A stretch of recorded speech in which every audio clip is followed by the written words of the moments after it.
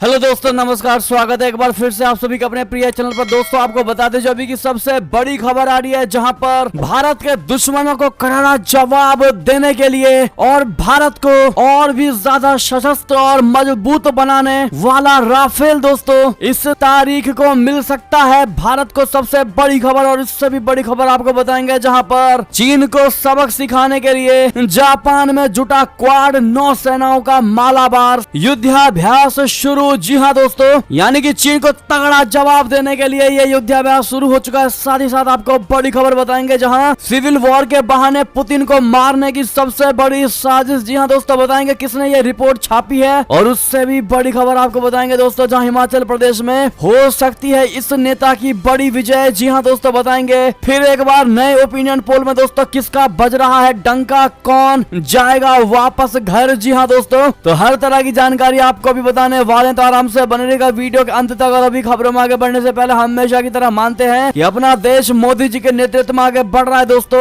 और भारतीय होने पर आपको गर्व है। साथ ही साथ भारतीय सेना पर आपको पूरा विश्वास है, गर्व है। तो इस वीडियो को भी कर दीजिए लाइक, चैनल को कर दीजिए सब्सक्राइब, बेल आइकन दबाइए, साथ ही कमेंट बॉक्स में लिख दीजिएगा जय हिंद। जी हाँ दोस्तों, तो बात करते हैं पहली और बड़ी खबर की, जहाँ पर भारत को इस तारीख तक मिल सकता है आखिरी राफेल। 2016 में 60,000 करोड़ रुपए में हुई थी इसकी डील। बता दे भारत दिसंबर तक फ्रांस से अपना 36वां और अंतिम राफेल फाइटर जेट प्राप्त करेगा। इसी के साथ 2016 में 60,000 करोड़ रुपए से अधिक के सौदे के तहत हस्ताक्षरित सभी विमानों की डिलीवरी पूरी हो जाएगी। एएनआई के मुताबिक वरिष्ठ रक्षा अधिकारियों ने बताया कि आखिरी विमान 15 दिसंबर के आसपास भारत पहुंचेगी। उन्होंने बताया कि विमान का उपयोग भारतीय वायुसेना के राफेल बेड़े में भारत विशिष्ट संवर्धन बोले तो इंडिया स्पेसिफिक एनहांसमेंट के विकास के लिए किया गया है। भारत ने इनमें से 36 विमानों के लिए एक समझौते पर हस्ताक्षर किए थे, और उनमें से 35 पहले ही आ चुके हैं और अंबाला, हरियाणा और पश्चिम बंगाल के हाशीमारा में तैनात हैं। इसी बीच भारतीय वायुसेना ने भी विमानों को उच्चतम मानकों पर अपग्रेड करना शुरू कर दिया है, और सभी भारत विशिष्ट संवर्धन से लैस है। जी हाँ दोस्तों, राफेल 4.5 जनरेशन का विमान है, और इसने भारत को भारतीय उपमहाद्वीप के आसमान पर अपना वर्चस्व हासिल करने में मदद की है। राफेल को चीन के साथ तनाव के चरम पर भारतीय वायुसेना में शामिल किया गया था, और देश में आने के एक सप्ताह के भीतर इसने लद्दाख पर ऑपरेशन करना शुरू कर दिया था। जी हाँ दोस्तों, ऐसे में दिसंबर के महीने में मिलने वाले इस राफेल के लिए दोस्तों और अंतिम खेप के लिए मोस्ट वेलकम टू इंडिया कहना बिल्कुल मत भूलिएगा। बात करते हैं एक और बड़ी खबर की, जहाँ पर चीन को करारा जवाब देने और सबक सिखाने के लिए जापान में जुटा क्वाड देशों का गठबंधन नौसेनाओं का मालाबार युद्धाभ्यास हुआ शुरू। जी हाँ दोस्तों, दक्षिण और पूर्वी चीन सागर में पड़ोसी देश चीन की बढ़ती सैन्य ताकत को देखते हुए जापान में योकोसुका में रात से ही मालाबार युद्धाभ्यास शुरू हो गया। इसमें भारत के अलावा जापान, अमेरिका और ऑस्ट्रेलिया की नौसेनाएं शामिल हुई हैं। ये चारों देश चतुर्भुज सुरक्षा संवाद बोले तो क्वाड्रिलेटरल सिक्योरिटी डायलॉग्स यानी क्वाड का हिस्सा भी है। कार्यक्रम में भारत की ओर से एडमिरल संजय भल्ला भारतीय प्रतिनिधिमंडल का नेतृत्व किया, जिसमें आईएनएस शिवालिक और आईएनएस कोरमार्टो के कमांडिंग ऑफिसर और क्रू शामिल थे। इस बार मालाबार युद्धाभ्यास में आईएनएस करमाटो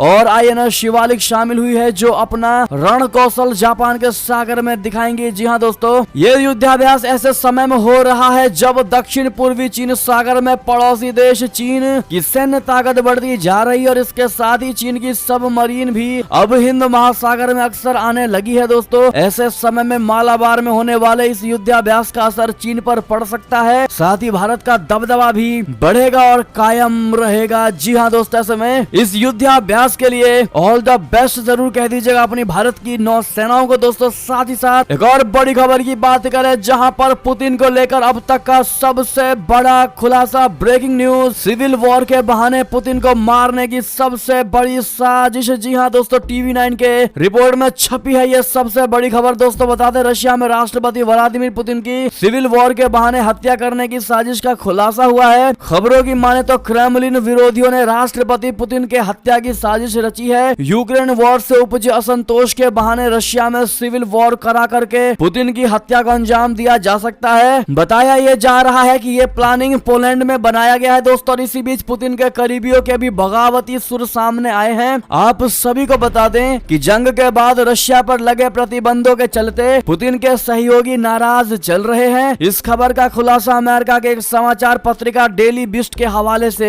हुआ है। जी हाँ दोस्तों, आप सभी को बता दें कि इसी साल सितंबर में भी पुतिन पर हमले की साजिश का खुलासा हुआ था। यूरो वीकली ने सूत्रों के हवाले से बताया है कि जब राष्ट्रपति अपने काफिले के साथ यात्रा कर रहे थे, उस दौरान पुतिन की कार को लाउड बैंग से टक्कर मारकर हत्या करने की साजिश की गई थी। जी हाँ दोस्तों, अब ऐसे में इस खबर का आना बहुत बड़ी और चौकन्ना भरी खबर है दोस्तों पुतिन को लेकर। और पुतिन को लेकर जिस प्रकार से ये सबसे बड़ा खुलासा हुआ है दोस्तों, सिविल वॉर के बहाने उनको मारने की साजिश रची जा रही है। इस पर आपकी क्या निजी प्रतिक्रिया होगी दोस्तों? क्या ऐसा कभी संभव हो पाएगा? क्या इनके मंसूबे पूरे हो पाएंगे दोस्तों? ऐसे में जिस प्रकार से रशिया के साथ भारत के संबंध एकदम बेहतर बने हुए हैं, लॉन्ग लिव पुतिन जी कहना बिल्कुल मत भूलिएगा। बात करते हैं और बड़ी खबर की, जहां पर इसी से जुड़ी खबर है, जहां पर रशिया ने अपनी सेना को यूक्रेन के खेरसोन शहर को खाली करने का दे दिया है निर्देश। जी हाँ दोस्तों, क्या कहीं जंग हारता दिखाई दे रहा है रशिया? आपको बता दें, रशिया और यूक्रेन के 24 फरवरी को शुरू हुई जंग में अब एक नया मोड़ आता दिखाई दे रहा है। रशिया ने इस बीच अपनी सेना को खेरसोन को छोड़ने का आदेश दे दिया है। रूसी रक्षा मंत्री सर्गेई शोइगु ने बुधवार को मॉस्को के सैनिकों को दक्षिण यूक्रेन के खेरसोन शहर से हटने का आदेश दिया है, जिस पर यूक्रेनी सेना हफ्तों से आगे बढ़ रही है। रूसी रक्षा मंत्री सर्गेई शोइगु ने यूक्रेनी इलाकों में रूस के कमांडर सर्गेई शुरोविकिन के साथ एक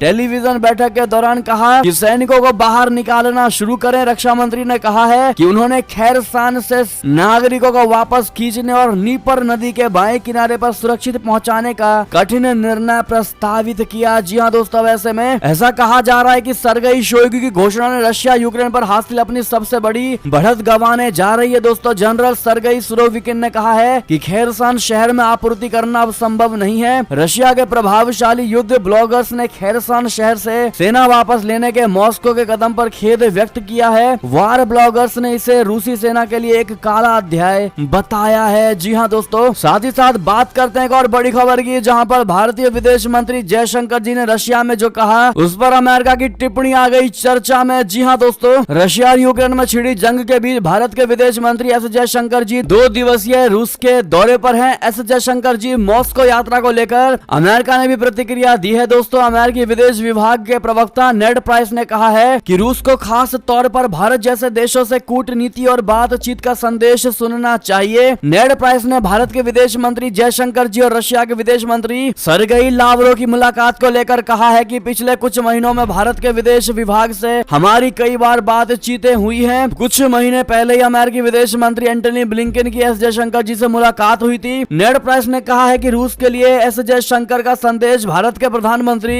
नरेंद्र मोदी जी की उस सलाह से अलग नहीं है जो उन्होंने रूसी राष्ट्रपति व्लादिमीर पुतिन को दी थी। पीएम मोदी जी ने समरकंद में व्लादिमीर पुतिन से कहा था कि यह युद्ध का दौर नहीं है। नेड प्राइस ने आगे कहा कि भारत ने फिर यह बात दोहराई है कि वो इस जंग के खिलाफ है। जी हाँ दोस्तों, नेड प्राइस ने कहा है कि भारत यूक्रेन और रशिया युद्ध का हल बातचीत और कूटनीति के जरिए देखना चाहता है। प्रवक्ता ने आगे कहा कि भारत यूक्रेन में रशिया की ओर से किए गए खून खराबे का अंत देखना चाहता है। जी हाँ दोस्तों, ये तो रही अमेरिका की जयशंकर जी की टिप्पणी और उनकी बयान। लेकिन दोस्तों, आप सभी को बता दें, जयशंकर जी ने ग्लोबल साउथ के दर्द को देखकर भर आई उनकी आंखें। रशिया को भी सुनाई खरी खरी गरीबों का आवाज बना अपना भारत। जी हाँ दोस्तों, बता दें, यूक्रेन जंग का मुद्दा काफी ज्यादा गर्म होता दिखाई दे रहा है दोस्तों। तो जयशंकर जी ने रूसी विदेश मंत्री सर्गेई लावरोव के साथ मुलाकात में यूक्रेन जंग का मुद्दा उठाया और कहा कि इसकी वजह से ग्लोबल साउथ भीषण दर्द से तड़प रहा है। भारतीय विदेश मंत्री ने रशिया से अपील की है कि वो बातचीत की टेबल पर फिर से लौट जाएं। इस बीच भारत अब G20 समूह की अध्यक्षता संभालने जा रहा है और इस दौरान उसका फोकस ग्लोबल साउथ में शांति और समृद्धि पर प्रमुखता से रहेगा। जी हाँ, बात करते हैं एक और बड़ी खबर की, जहां पर प्रधानमंत्री मोदी जी ने भारत की G20 की अध्यक्षता की वेबसाइट व लोगो का अनावरण किया। जी हाँ दोस्तों, प्रधानमंत्री नरेंद्र मोदी जी ने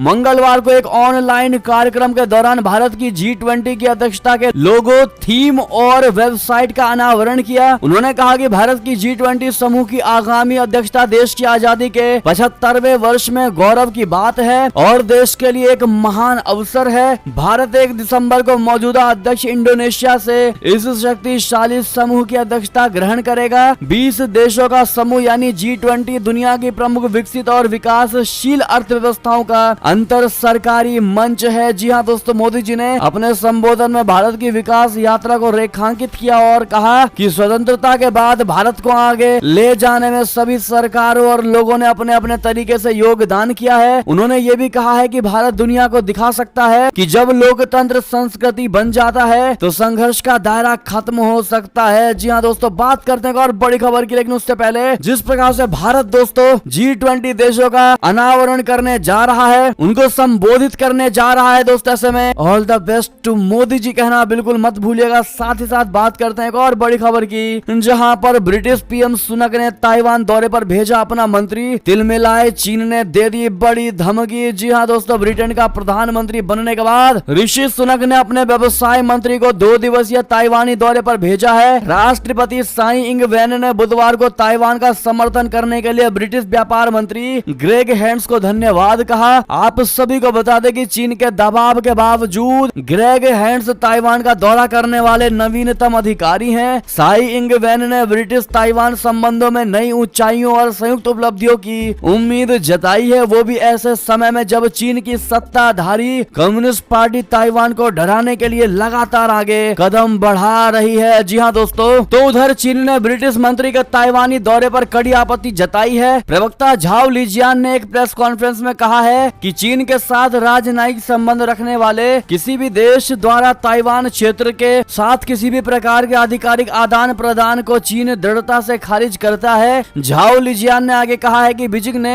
ब्रिटेन से ताइवान के साथ किसी भी तरह के आधिकारिक आदान प्रदान को रोकने और ताइवान अलगाववादी ताकतों को गलत संकेत भेजने से रोकने का आग्रह किया है। जी हाँ दोस्तों, आपको बता दें चीन ने बहुत बड़ी धमकी दी है दोस्तों। उन्होंने कहा है कि अगर ऐसा ही चलता रहा तो चीन कड़ा एक्शन लेगा और उसके बाद चाइना नहीं सोचेगा कि वो क्या करने जा रहा है। बात करते हैं एक और खबर की, जहां विदेश सचिव क्वात्रा ने पेंटागन अधिकारी से की मुलाकात, चीन से निपटने के लिए हिंद प्रशांत मुद्दे पर की चर्चा। जी हाँ दोस्तों, भारत, अमेरिका और कई अन्य विश्व शक्तियां चीन की बढ़ती सैन्य मौजूदगी की पृष्ठभूमि में एक स्वतंत्र, खुले और संपन्न हिंद प्रशांत क्षेत्र को सुनिश्चित करने की आवश्यकता के बारे में बात कर रही हैं। रविवार न्यूयॉर्क से वॉशिंगटन डीसी पहुंचे विदेश सचिव विनय क्वात्रा ने नीतिगत मामलों के प्रभारी अमेरिका के अवर रक्षा सचिव कॉलिज कहल से मुलाकात की और दोनों वरिष्ठ अधिकारियों ने द्विपक्षीय रक्षा सहयोग को और आगे बढ़ाने पर चर्चाएं की। साथ ही दोनों पक्षों ने भारत अमेरिका प्रमुख रक्षा साझेदारी की महत्व को रेखांकित किया, जिसमें हिंद प्रशांत क्षेत्र के भविष्य को आकार देने में मदद की है। जी हाँ दोस्तों, साथ ही साथ एक और खबर की बात करें, जहाँ सेना प्रमुख जनरल बाजवा को मिलेगा तीसरा कार्यकाल, क्या पूरी होगी इमरान खान की दिली तमन्ना? बता दें दोस्तों क्या है सबसे बड़ी खबर। पाकिस्तान के सेना प्रमुख जनरल कमर जावेद बाजवा की तरफ से बार बार ये स्पष्ट किया जा चुका है कि उनकी मंशा अब अपना कार्यकाल बढ़ाने की हरगिज नहीं है। 29 नवंबर को वो रिटायर होने वाले हैं, लेकिन अभी तक पाकिस्तान की सरकार ये तय नहीं कर पाई है दोस्तों कि अगला आर्मी चीफ कौन होगा। जनरल बाजवा ने पिछले ही दिनों साफ कर दिया है कि अब वो अपना कार्यकाल बढ़ाना नहीं चाहते हैं। तो दूसरी तरफ पाकिस्तान की मीडिया की माने तो प्रधानमंत्री शहबाज शरीफ को कई लोग ये सुझाव दे रहे हैं कि चीन जनरल बाजवा का कार्यकाल बढ़ाया जाना चाहिए, उनका कार्यकाल बढ़ा दिया जाए। अगर ऐसा होता है तो फिर पूर्व इमरान खान की वो ख्वाहिश पूरी हो जाएगी जो उन्होंने कुछ दिनों पहले बताई थी। जी हाँ दोस्तों, ऐसे में क्या लगता है दोस्तों आपको, क्या वाकई में सेना प्रमुख जनरल बाजवा का तीसरा कार्यकाल आने वाला है दोस्तों? क्या उनका कार्यकाल बढ़ाया जाएगा दोस्तों, और ना बढ़ाने की वो नाटक कर रहे हैं, या फिर रियलिटी ही है कि वो 29 नवंबर को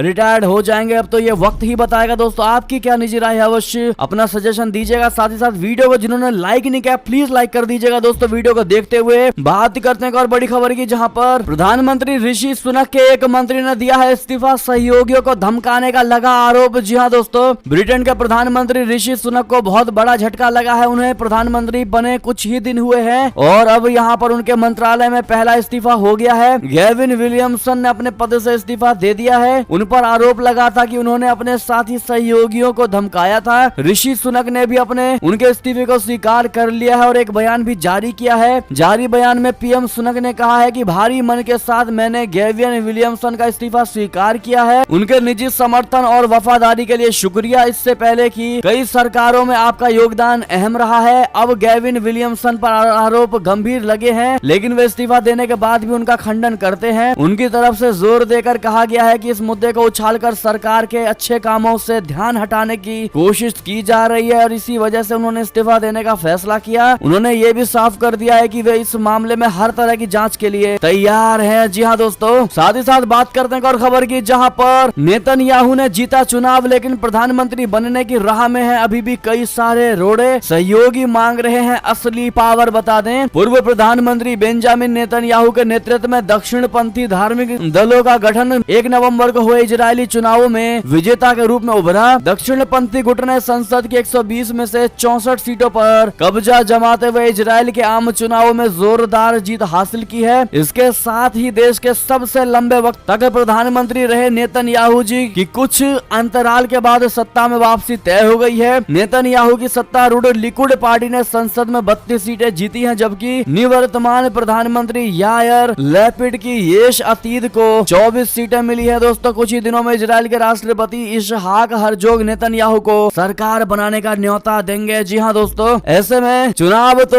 नेतन्याहू जी जीत ही गए हैं दोस्तों, लेकिन प्रधानमंत्री बनने की राह में अभी भी कई सारे अटकलें हैं। क्या लगता है आपको, क्या इन सभी अटकलों को पार कर पाएंगे नेतन्याहू? दोस्तों, अगर ऐसा है तो ऑल द बेस्ट नेतन्याहू जी, जरूर कह दीजिएगा। एक और बड़ी खबर की बात करें, जहां पर अपनी हरकतों से बाज नहीं आ रहे उत्तर कोरिया के तानाशाह किम जोंग उन, दागी एक और बैलिस्टिक मिसाइल। जी हाँ दोस्तों, उत्तर कोरिया के तानाशाह किम जोंग उन अपनी हरकतों से बाज नहीं आ रहे हैं। किम जोंग उन ने एक बार फिर से अज्ञात बैलिस्टिक मिसाइल दाग दी है, जिसके बाद से पड़ोसी देश जापान और दक्षिण कोरिया ने हड़कंप मच गया। दोस्तों, दोनों देशों की सरकार ने उत्तर कोरिया के इस कदम पर नाराजगी जताई है। जापानी प्रधानमंत्री फूमियो किशिदा ने सूचना एकत्र करने, विश्लेषण करने और जनता को त्वरित जानकारी प्रदान करने के लिए अधिकतम प्रयास समर्पित करने का निर्देश दिया। किशिदा ने अधिकारियों को विमान, जहाजों और अन्य संपत्तियों की सुरक्षा सुनिश्चित करने के लिए कहा है। आकस्मिकताओं के लिए तैयारी सहित एहतियात करने के लिए सभी संभव उपाय करने के लिए कहा है। जी हाँ दोस्तों, उत्तर कोरियाई सेना ने सोमवार को कहा था कि उसने हाल ही में मिसाइल परीक्षण अपने प्रतिद्वंदी देशों के हवाई अड्डों एवं युद्धक विमानों पर हमले का अभ्यास करने के तौर पर किए थे, जिनका उद्देश्य ऑपरेशन कमांड सिस्टम से मुकाबला करना था। बात करते हैं और खबर की, जहां हिमाचल प्रदेश में हो सकती है जय राम की विजय, कांग्रेस आम आदमी पार्टी को चित करके बीजेपी बनाएगी सरकार। जी हाँ दोस्तों, हिमाचल प्रदेश में विधानसभा की 68 सीटों पर 12 नवंबर को मतदान होगा। 8 दिसंबर को चुनाव के नतीजे घोषित होंगे। राज्य में वोटिंग से पहले जी न्यूज ने ओपिनियन पोल किया है, जिसमें लोगों के मन को टटोलने की कोशिश की गई है। ओपिनियन पोल 10 अगस्त से 7 नवंबर के बीच किया गया है। दोस्तों, पोल के मुताबिक राज्य में एक बार फिर बीजेपी की सरकार बन सकती है। अगर ऐसा होता है तो वो इतिहास रच सकती है, क्योंकि हिमाचल प्रदेश में 90 के दशक से अब तक ऐसा नहीं हुआ है कि कोई पार्टी लगातार 2 बार सत्ता में रही हो। पोल के मुताबिक हिमाचल की 68 सीटों में से बीजेपी 34 से 44, कांग्रेस 24 से 28 और अन्य 0 से 2 सीटें जीत सकती है। जी हाँ दोस्तों, हिमाचल की चंबा विधानसभा सीट में कांग्रेस की जीत होती दिखाई दे रही है, तो वहीं डलहौजी में बीजेपी की जीत हो रही है। यहाँ के भटियात में भी बीजेपी बाजी मारती दिखाई दे रही है। चंबा में विधानसभा की 5 सीटें हैं, जिसमें से 3 बीजेपी और 2 कांग्रेस के खाते में जा सकती है। जी हाँ, ऐसे में ओवरऑल अगर बात करें दोस्तों, तो बीजेपी बाजी मारती दिखाई दे रही है और कांग्रेस और आम आदमी पार्टी को चित करते हुए लिटाती हुई नजर आती दिखाई दे रही है। जी हाँ दोस्तों, ऐसे में आपकी क्या निजी राय है दोस्तों? अब तक के इन खबरों को देखकर आपको क्या लगता है, कौन सी पार्टी जीतेगी? देखते हैं क्या कहती है हमारे भारत की जनता। साथ ही साथ दोस्तों, एक और बड़ी खबर की बात करें, जहां पूर्व सीएम विजय रूपाणी और पूर्व डिप्टी सीएम नितिन पटेल का सबसे बड़ा ऐलान, नहीं लड़ेंगे गुजरात विधानसभा चुनाव। जी हाँ दोस्तों, गुजरात चुनाव से पहले राज्य के पूर्व सीएम विजय रूपाणी और पूर्व डिप्टी सीएम नितिन पटेल ने इलेक्शन न लड़ने का ऐलान दिया है। पूर्व मुख्यमंत्री विजय रूपाणी ने ऐलान किया है कि वो इस बार चुनाव नहीं लड़ेंगे। वहीं नितिन पटेल ने CR पाटिल यानी बीजेपी प्रदेश अध्यक्ष को खत लिखा है, जिसमें कहा गया है कि वो भी चुनाव नहीं लड़ना चाहते। इन दोनों के अलावा कुछ अन्य भी नाम सामने आए हैं दोस्तों, जिन्होंने चुनाव न लड़ने का ऐलान किया है। रूपाणी सरकार के कुल 8 मंत्रियों ने चुनाव न लड़ने का